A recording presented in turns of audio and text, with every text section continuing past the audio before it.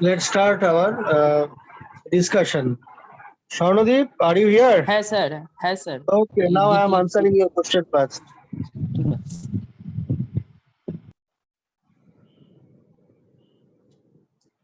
Okay, so the question is DFT same as DTFT? DFT means discrete Fourier transform.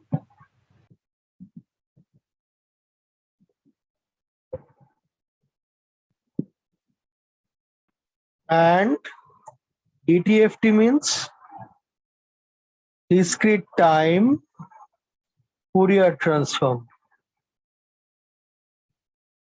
First, we consider our Z transform. You already know if xt is a continuous time signal or analog signal, okay, we apply some Z transform operator, then we get some function of Z, okay, where Z equal to e to the power j omega tau, where omega is the frequency in continuous time.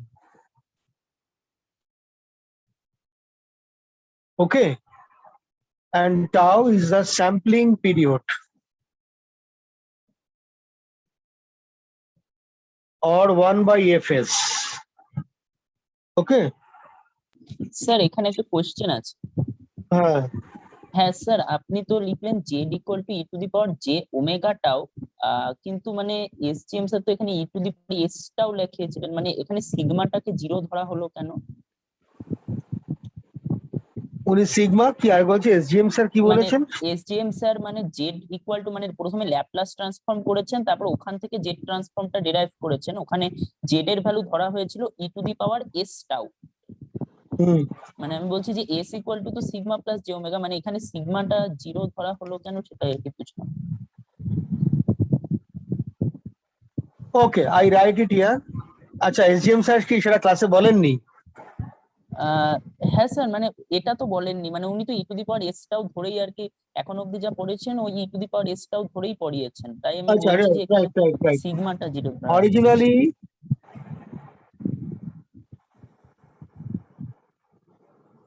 z equal to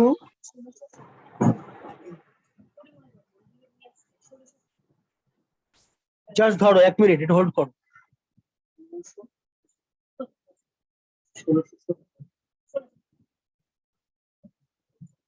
এই 200 টাকা দিয়ে দাও।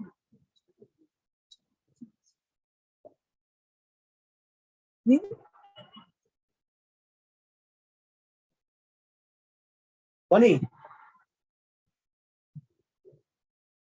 Okay, so z equal to, so originally z equal to e to the power s tau, s equal to sigma plus j omega. So you put it here, so it is e to the power sigma plus j omega tau, or e to the power sigma tau e to the power j omega tau. Okay, it is e to the power sigma tau, we can write it cos omega tau plus j sin omega tau. That is our expression. Or we can also write it as e to the power sigma tau angle omega tau in polar form. This is rectangular form, this is polar form, this is exponential form. Right? Now, why we put sigma equal to 0, that is e to the power 0 or 1, or why we write simply, okay, e to the power j omega tau here. Actually, when we want to find out the frequency response of a system, okay, we are interested, okay, in only the frequency content of a signal. Okay, frequency content of a signal. So we assume that, okay, then we just decompose the signal or resolve the signal into a number of sines and cosines only. A number of sines and cosines only. What's about the amplitude? Amplitude is just a scaling term. It's just a scale factor. The main importance is how many frequencies are present in a signal, and okay, what is the impact on those frequencies on the system, and what will be the resulting frequency content of the output. So we are interested in the frequency content of a signal. So we assume that we are applying a frequency content of unit amplitude as an input. Okay, if our input is not of unit amplitude, we will multiply it with some constant k. That's not a problem. For that particular sine wave, we simply multiply sine wave or cosine wave, we multiply it simply with some constant k, and correspondingly we will investigate what will be the output of the system. So amplitude is not at all the problem, not at all our concern. The concern is the frequency content of the signal, and this frequency content is present, okay, as an attachment to the j term, j operator. So ultimately, Sir? we consider a signal of unit amplitude only. Sir, Huh? sir, in other words, are we normalizing this z term? Effectively, we are normalizing this thing, this particular thing. Yes. Okay, effectively. So only the frequency content is investigated. So to investigate the frequency content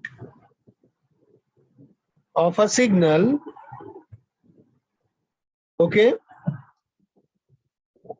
the signals of unit amplitude are considered. Okay, later the amplitude may be scaled as and when required. Get my point? Therefore, Yes, sir. okay, sigma equal to 0 and e to the power sigma tau equal to 1 for amplitude of unit value. Hence, our z equal to e to the power j omega tau. Hence, our z equal to e to the power j omega tau. Clear? So now it's clear what is why sigma term is not coming. Yes, sir. Yes. Now, omega is the frequency in continuous time signal, and tau sampling period equal to 1 by fs. So what we do, we write here, okay, 1 by fs in place of tau in the expression of z. I do it in the next page.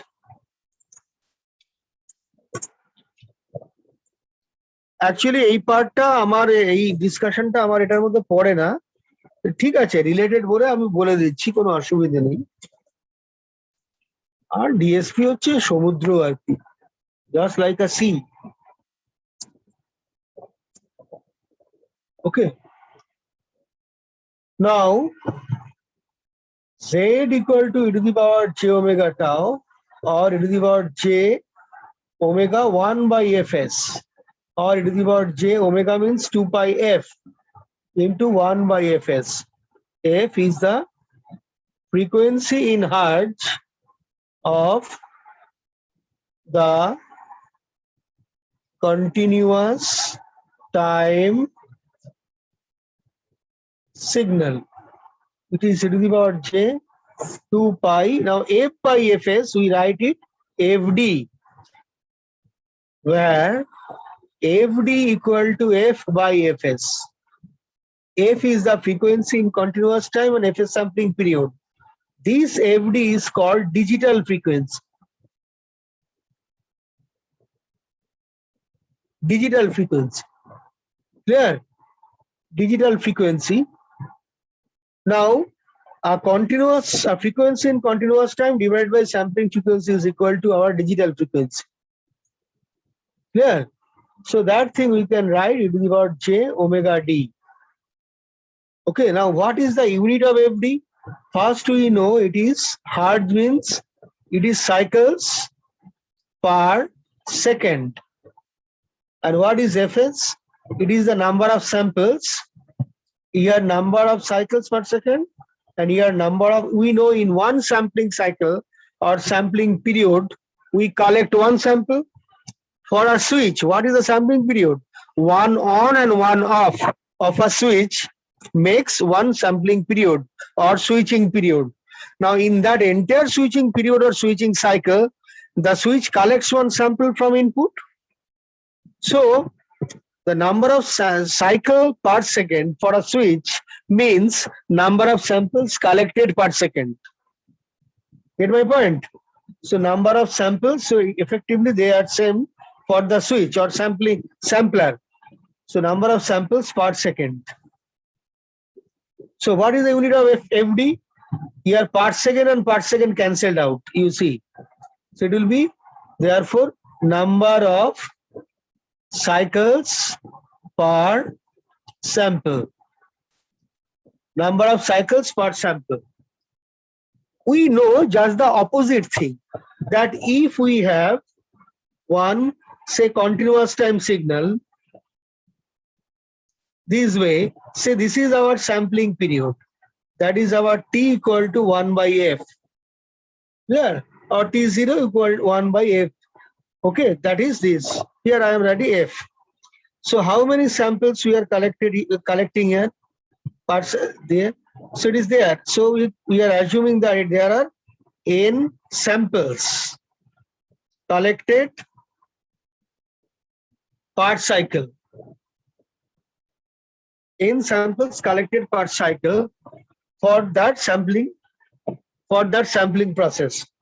So what is our number of cycles per sample? Number of cycles per sample will be what? Just reciprocal, opposite, 1 by n.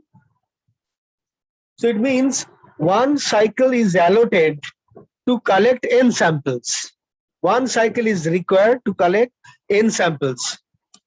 So how many cycle is required to collect one sample?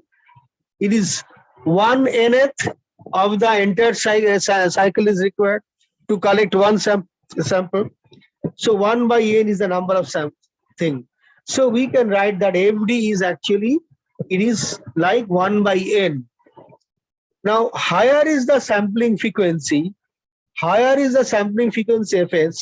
compared to f, okay? Higher is Fs compared to f, okay? More samples will be collected per cycle.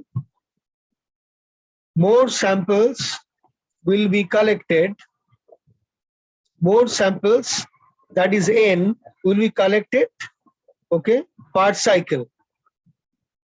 Therefore, okay, number of cycles per sample, that is 1 by n, will be progressively smaller. Progressively smaller with increased Fs, increased value of Fs. So when the sampling frequency is more, number of cycles per sample will be less. Therefore, we can write what? Our FD will be less. Digital frequency will be less. So more is the sampling frequency, less is the digital frequency. So normally digital frequency is okay, much less. Have you studied the sampling theorem? Do you know sampling theorem? Yes, sir. Yes, sir. Okay, fine. Then let's see. I go to the next page. Okay. To avoid aliasing, we know to avoid aliasing, that is to make the sampling proper. Okay, we know our Fs is greater than 2 into f. Okay, so our FD is equal to what? It is f by Fs, should be less than half. So there is a maximum limit of digital frequency that should be less than half. That is the limit. Therefore, our omega d equal to 2 pi fd must be what? It will be less than 2 pi into half. So it will be less than pi. So our digital frequency will be, it is in radian per sample. Its unit is radian per sample. Radian per sample, its unit. Okay, it will be less than pi. Clear? So it is our omega d, the digital frequency.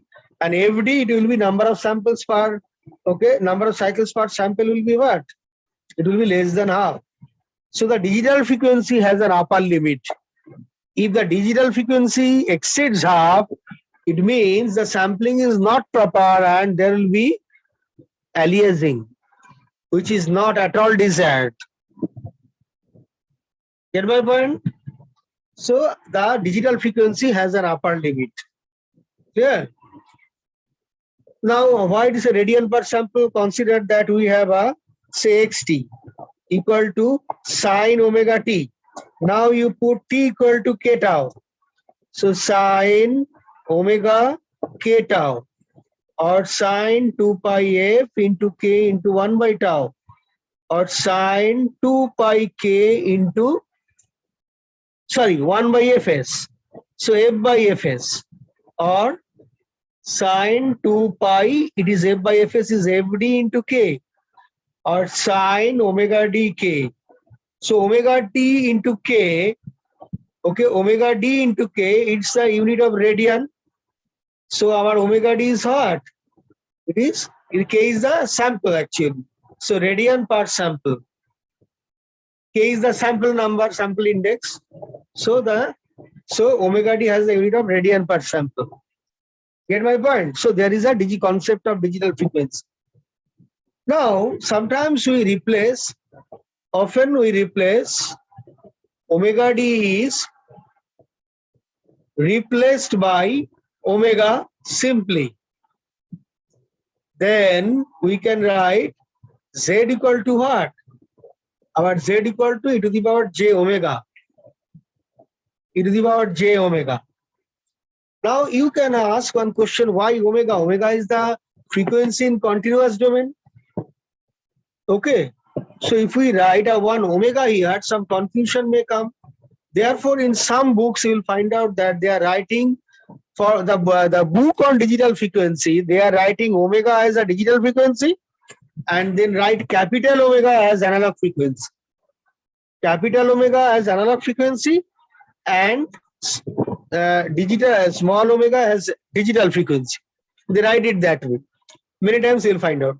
But personally, I don't write. I use the same symbol for both omega. That is the digital frequency as well as analog frequency. Why? Then how do we differentiate them? How do you differentiate? The very easy thing is there. When a tau is attached to omega, when a time period tau is attached to omega, then that omega will be always a analog frequency or frequency in continuous time. And when no tau is attached, then it is purely a digital frequency. Here also you see a tau is attached, tau or t, a time is attached with omega. That omega will be analog frequency or frequency in continuous time. But when there is no tau attached, no time attached to omega, that will be always a digital frequency. It is true everywhere, both in time domain, observation and frequency domain, both. Therefore, we need not be confused at all. We need not be confused at all. Okay, whether this omega represents a digital frequency or analog frequency. Just from the time variable attached or not, we can find out it's an analog frequency or digital frequency. Clear? So from now on, I will write z equal to e to the power j omega. Now, what is the definition of z transform? It is xz equal to z transform of xk. Z transform of xk. It is what? It is summation of xki, right? Z to the power minus k. K is varying from minus infinity to plus infinity. Now we write z equal to e to the power j omega. Okay, then it will be what? It will be our xk e to the power, z is e to the power j omega minus j omega k. K is varying from minus infinity to plus infinity. And what is the value of omega? Omega is in the range of pi, and now we know for exponential expression it is equal to minus pi. All the practical frequencies, here also our f is in the range of minus half to plus half. Why minus? For all practical purposes, our frequency is ranging from 0 to half. But we know one sine or one cosine in according to Euler's theorem can be resolved as e to the power plus j theta and e to the power minus j theta. After combination, we get sine or cos. So a minus frequency means actually it is one more coefficient attached. Actually, negative frequency is not possible. It is just taking, it is hiring one coefficient which is attached to minus j omega. So it's all about the number of coefficients required to express one sine or cosine. So that's why mathematically we can write it is ranging from minus half to plus half. I told the same thing, if you can remember, I told it in the last semester course on signals and systems.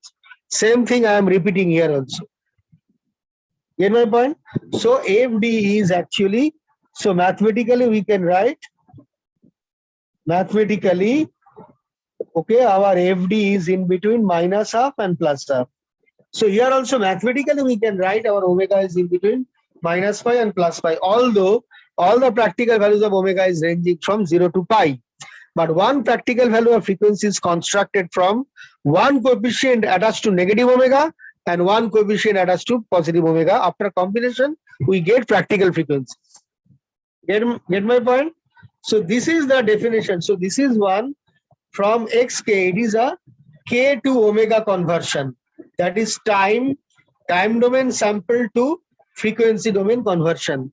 And this is called our DTFT, discrete time Fourier transform. Note that then what is the difference between DTFT and DFT? There is a very vital difference. Okay, if you see it closely, you will find out that here there are two differences. One thing is what is the span of k? K is ranging from minus infinity to plus infinity. So it is an infinite duration sequence. When we have an infinite duration sequence, to get its frequency spectrum, we have to apply DTFT. Get my point? আমাদের কাছে যদি একটা infinite duration sequence থাকে, যেটা infinite duration অবধি extend করছে, তাকে ফ্রিকোয়েন্সিতে কনভার্ট করতে গেলে, তার ফ্রিকোয়েন্সি ক্যারেক্টারিস্টিক্স দেখতে গেলে আমাকে ডিটিএফটি অ্যাপ্লাই করতে হবে। এবং আমরা কি দেখব? We know that the number of time sample is equal to number of frequency sample. Last day I told you, since there are infinite time samples are there, so the number of frequency will also be infinity. Our omega will be ranging from minus pi to plus pi, but in that range, to avoid aliasing, our omega will be in the range of minus pi to plus pi. But within that interval, our omega can take any value. It's a continuous function. Omega is a continuous function. So xk, you see, it is a discrete time signal. But so it's a k is a discrete time variable, but omega is a continuous time function. It's a continuous function. So I write it in the next page, therefore.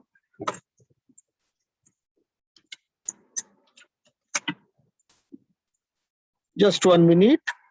I clip it first. Okay. It's page number 4. K, it is a discrete variable. Okay.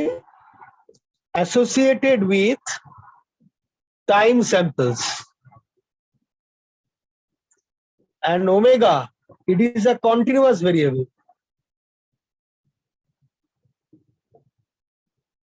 Associated with frequency samples. Clear? Okay.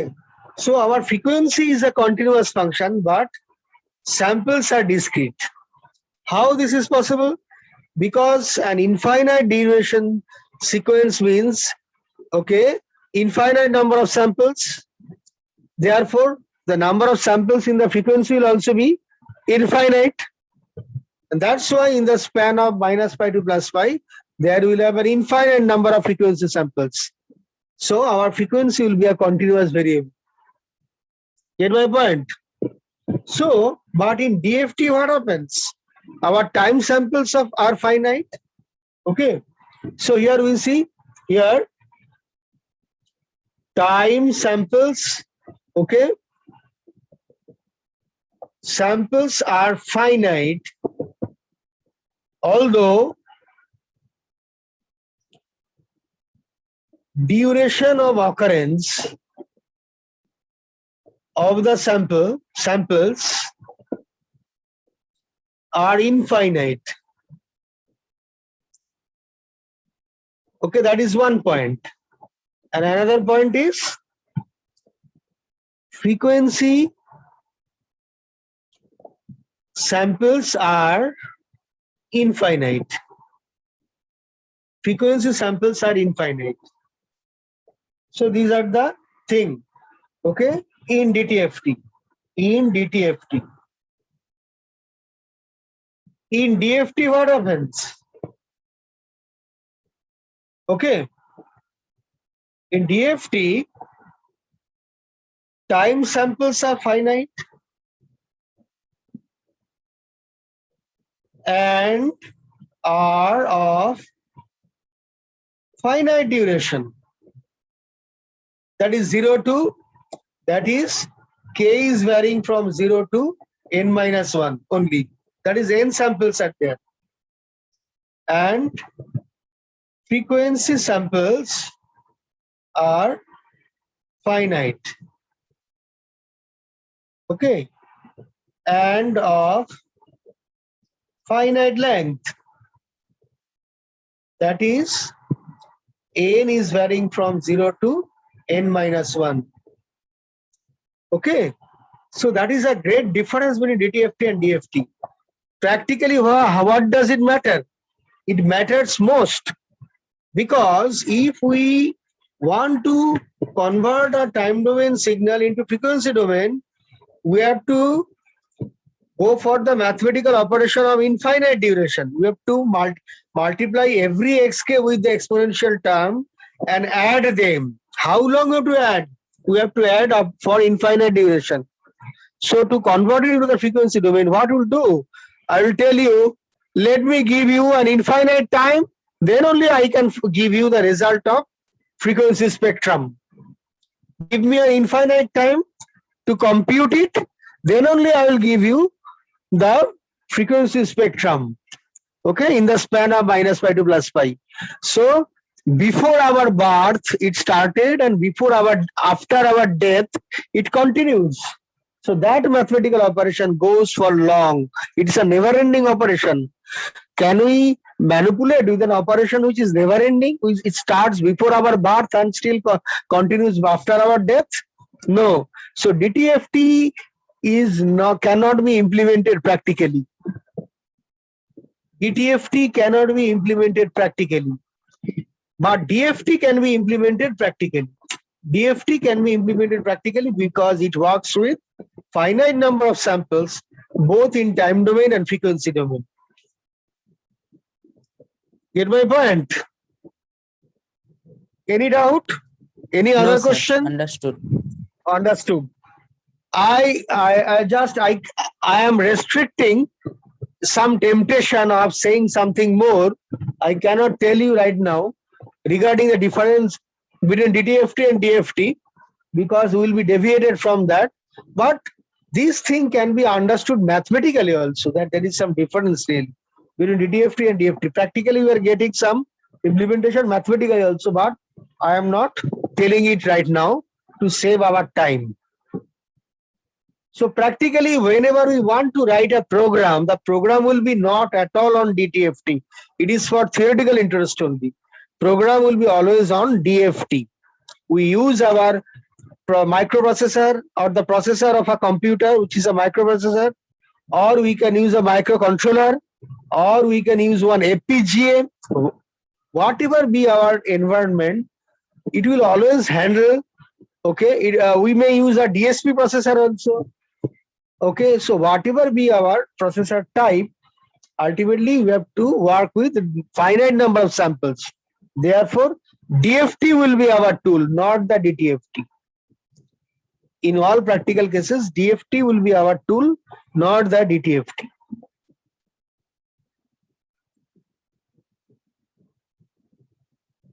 Yeah. So Yes, that is sir. this one. We can write just conclusion, just one line conclusion. DFT is the mathematical tool, okay, used in practice to establish a relation and conversion between time domain and frequency domain description of a signal,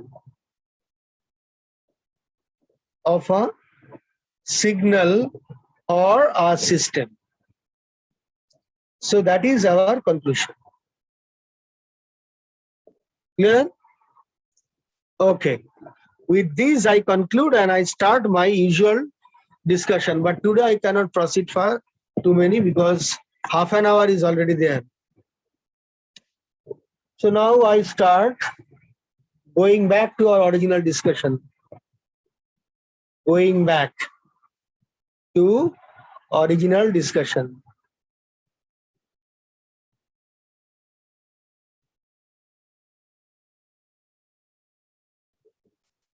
Now, what is our discussion today? First Fourier transform. We abbreviate it as FFT. Why it is required? I told you that to speed up the process of the computation of DFT. We want to find out DFT, but in a fast method, a fast algorithm. So FFT is that algorithm. Now let's see our required thing on FFT. I start with our relation 19. So from relation 19,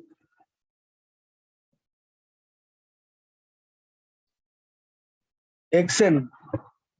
আমার তিনটে subject পড়াতে ভীষণ ভালো লাগে, একটা হচ্ছে signals and systems, একটা DSP আর একটা হচ্ছে মাইক্রো কন্ট্রোলার। এই তিনটেই একে অন্যের সাথে খুব রিলেটেড। ফরচুনেটলি মানে I want to give thanks to the department যে department has given me the opportunity to teach these three subjects. হ্যাঁ, এটা আমি এই সুযোগটা পেয়েছি, এটা I am thankful. So xn equal to xk wn to the power nk, k equal to 0 to n minus 1.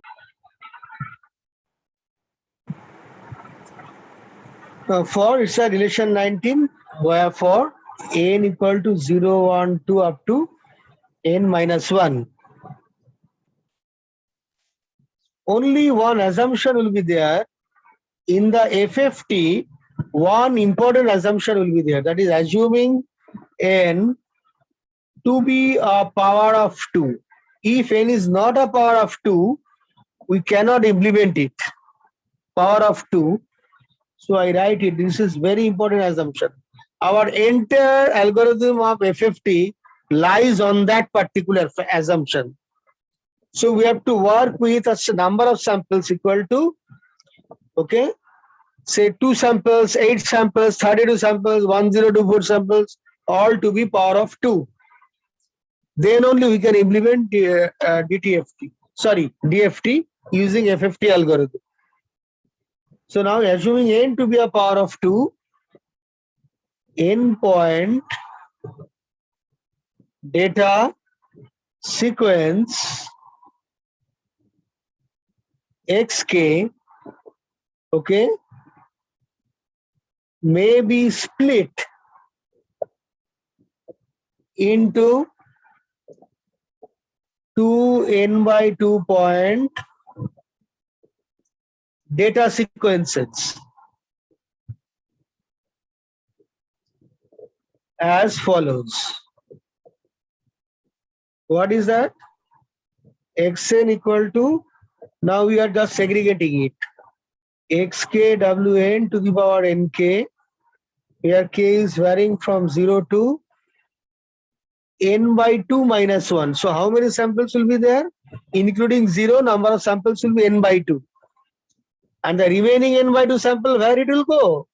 It will also be there in the next term. So k is varying from n by 2 to n minus 1. So first, so we are segregating the total summation into one n by 2 half and another n by 2 half. Basically, it is a single summation. We are segregating it into two parts simply. Okay. Or it is equal to xk wn to the power nk plus, now we assume, okay, let k minus n by 2 equal to some m. Okay, so when k equal to n by 2, so when k equal to n by 2, then m will be 0. And when k equal to n minus 1, okay, then m will be, so n minus 1 minus n by 2. So it will be, so m will be n by 2 minus 1. So we are changing the variable. So it will be what? So k can be written as x m plus n by 2 wn. Then n, k will be replaced by n plus n by 2. And when k equal to n by 2 means m equal to 0 and k equal to n minus 1 means m is n by 2 minus 1. Clear? Note that m is just a dummy variable. Within the summation sign only it exists. If these two are m, it will be m. If these two are l, it will be l. If these two are j, then it will be j, something like. So if we replace m with k, then that will be also k. So it is just a dummy variable that exists within the domain of this particular summation sign only. So we replace m with k. So replacing m with k. So it will be xk plus n by 2 wn, then n into k plus n by 2. Then k is varying from 0 to n by 2 minus 1. Note that directly we could write it. We could skip this step. How?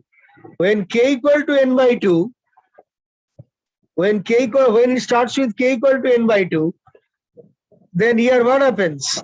The starting value of x will be xn by 2. Starting value of x will be xn by 2.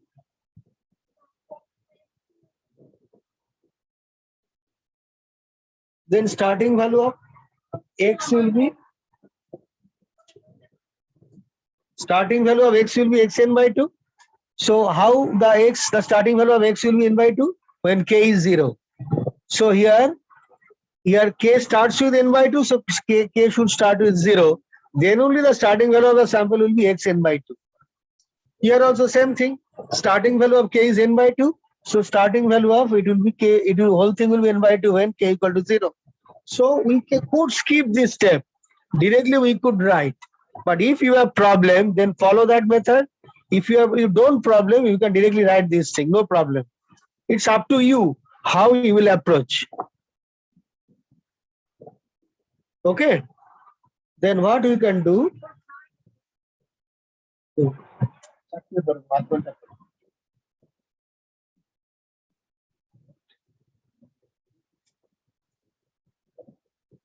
So we write it.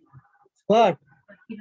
We are writing wn to the power. Now we write k inside because our summation sign takes on the variable k. So it will be w. I write wn to the power small n by 2. This one. Summation xk plus n by 2. wn to the power small n k. K is varying from 0 to n by 2 minus 1. There is that one. We're taking it outside because this is a constant term. There is no k at all. In the summation sign, k is a variable which is not present here. So we can take it outside the summation sign as a common term. Now, wn to the power small n by 2 can be written as okay, e to the power minus j, wn means e to the power minus j 2 pi by capital N, okay, to the power, it is wn to the power n by 2. Okay, or better I write it this way. We can write it now, wn is wn to the power n by 2 whole to the power n, or e to the power minus j 2 pi by n, okay, into n by 2 and whole to the power n. It is what? E to the power minus j pi to the power n. Now it is what? Cos pi minus j sin pi. Sin pi is 0 and cos pi is minus 1. Minus 1 to the power n. So this way we can write it. So this is minus 1 to the power n. So what we can write? We can write, better I write it in the next page.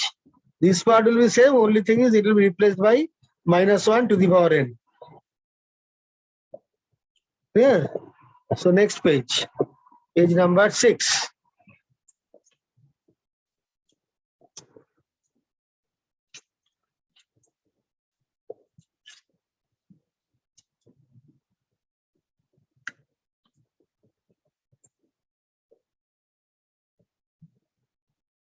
So then xn equal to summation k equal to 0 to n by 2 minus 1. So we are taking it. So this summation sign is taken common. K equal to 0 to n by 2 minus 1, k equal to 0 to n by 2 minus 1. We are taking it common. Then it will be xkwn to the power nk plus minus 1 to the power n. Okay. Then x k plus n by 2 to the power wn to the power nk. Okay. So this particular thing is there, that is xn. Okay, that is our term. Or we can write our xn equal to summation k is varying from 0 to n by 2 minus 1 summation xk plus minus 1 to the power n x k plus n by 2. Then we take wn to the power nk as common. Okay. বিকেলে আচ্ছা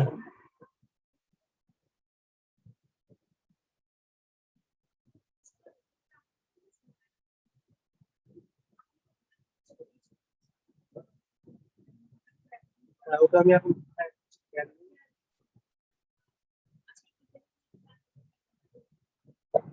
আর আপনি বলেছিলেন আপনার লাগবে না শুনেন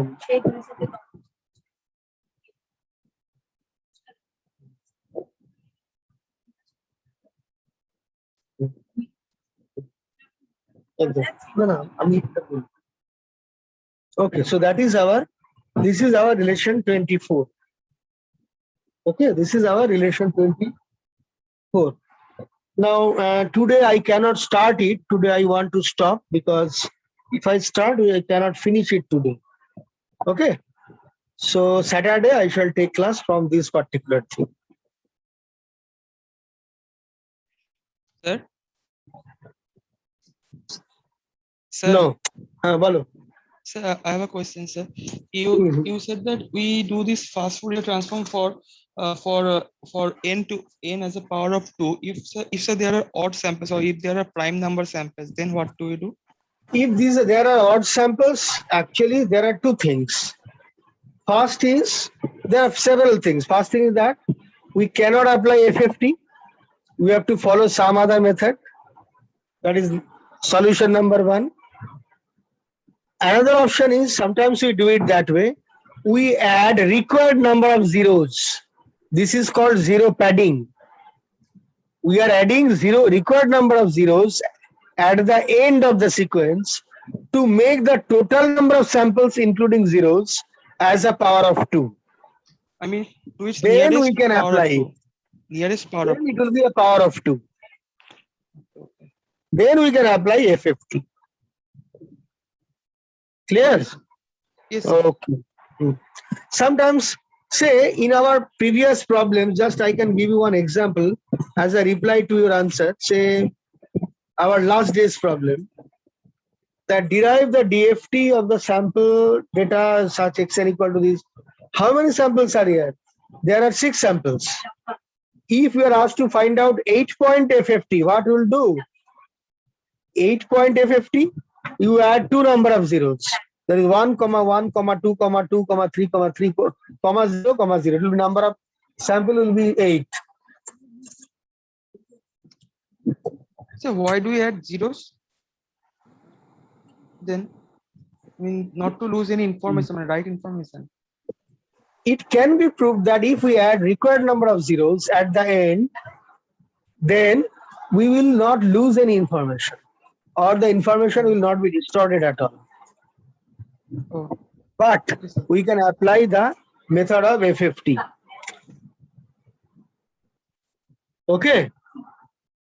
This thing mathematically is demonstrated in a book in a fantastic way.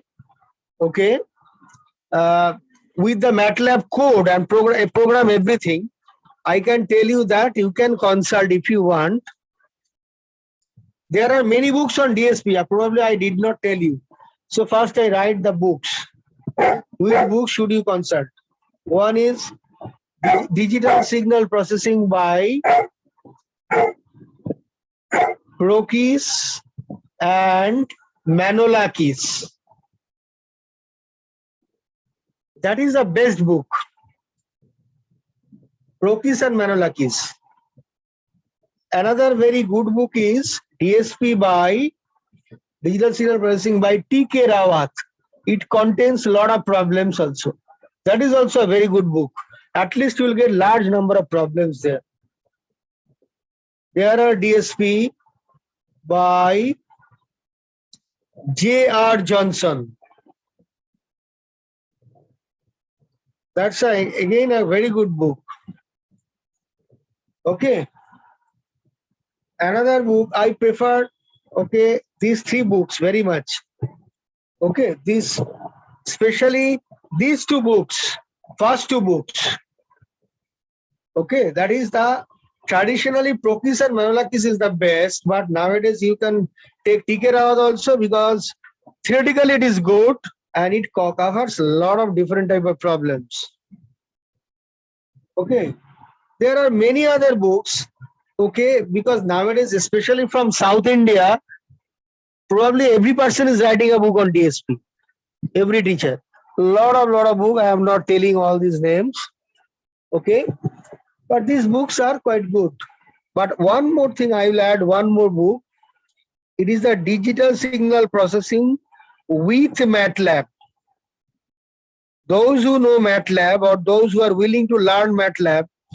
Now MATLAB can be learned in the net also, using net. There are a lot of support available, very easy to learn, just something like a C. Very close similarities there with the C. Okay. So you can apply, and in this book also they have discussed MATLAB in the very beginning. You can find out how to write program using MATLAB. How to write a program on DSP using MATLAB. Okay, that's a fantastic book. They have demonstrated in depth the effect of zero padding. From the graphs, they have shown clearly that the effect of zero padding is actually not that it is distorting the signal. No, signal is not distorted. In the frequency domain, it is not distorted, but we don't get any additional information by applying zero padding. Okay, just it will help us to apply some algorithm like FFT. So DSP with MATLAB by Ingle and Prokis. This book, it's a free ebook, is available in the net. It's available in the net. Okay. The first book, its old versions are available in the net, but the latest versions, okay, the latest versions are not available in the net. The fourth version, sir আমি latest ভার্সনটাই পেয়েছি sir. latest edition is fourth edition probably. I'm not sir sure. পেয়েছি আমি latest এডিশনটা। পেয়েছো? হ্যাঁ এই sir. আমাকে একটু mail করে পাঠিয়ে দাও তো। আচ্ছা স্যার ঠিক আছে আমি পাঠিয়ে দিচ্ছি। হ্যাঁ My mail ID, জানো তো আমার মেল আইডি? স্যার আরেকবার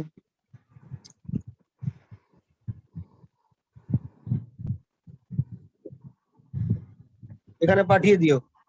এটা আচ্ছা, আন্ডারস্কোর, ঠিক আছে। হ্যাঁ, JU, ঠিক আছে স্যার, আমাকে একটু পাঠিয়ে দিও। ঠিক আছে স্যার।